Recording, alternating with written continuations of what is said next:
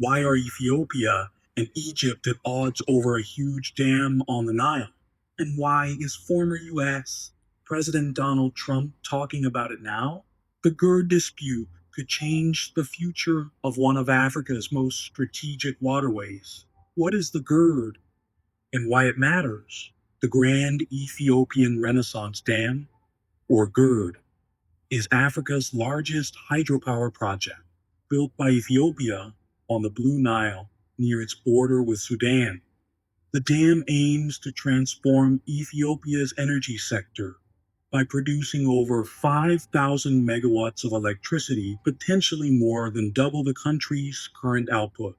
While Ethiopia says the dam is vital for development and not a threat, Egypt and Sudan have long feared that controlling the Nile's flow will reduce water supplies that millions of people rely on for farming, drinking water, and the industry, especially in Egypt, where the Nile provides nearly all of the country's fresh water.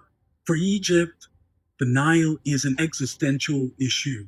Egyptian officials argue that GERD violates historical water agreements and international norms, and they've even called for compensation due to perceived water shortages. Negotiations between Ethiopia, Egypt, and Sudan have been ongoing for over a decade, but no binding agreement has been reached on how the dam should be filled and operated, especially during drought. Egypt and Sudan want a legally binding agreement to guarantee water flow and protect them during dry years, while Ethiopia insists that sovereign development and electricity generation are priorities, and that the dam will not harm downstream countries. This tension has sometimes led to strong diplomatic rhetoric and international involvement, but a final solution remains elusive. In January 2026, US President Donald Trump said he wants to help resolve the dispute. He offered to mediate between Egypt and Ethiopia and said he thinks progress is possible if talks resume. Trump described the issue as dangerous, noting that Ethiopia's massive dam affects the Nile waters that Egypt and Sudan have depended on for centuries. He stressed that negotiation should be put back on track and that the United States is ready to play a role in brokering a deal. Egypt and Sudan both welcomed Trump's offer to mediate, and Egypt's President Abdel Fattah al Sisi publicly expressed his appreciation. It's important to note that Ethiopia has not yet publicly responded to the renewed U.S. mediation offer. Why this matters now? This issue isn't just about two countries. It affects tens of millions of people and could shape regional stability in Africa. Egypt, home to over 100 million people, depends on the Nile for nearly all its water. Sudan also worries about water flow and its own dams.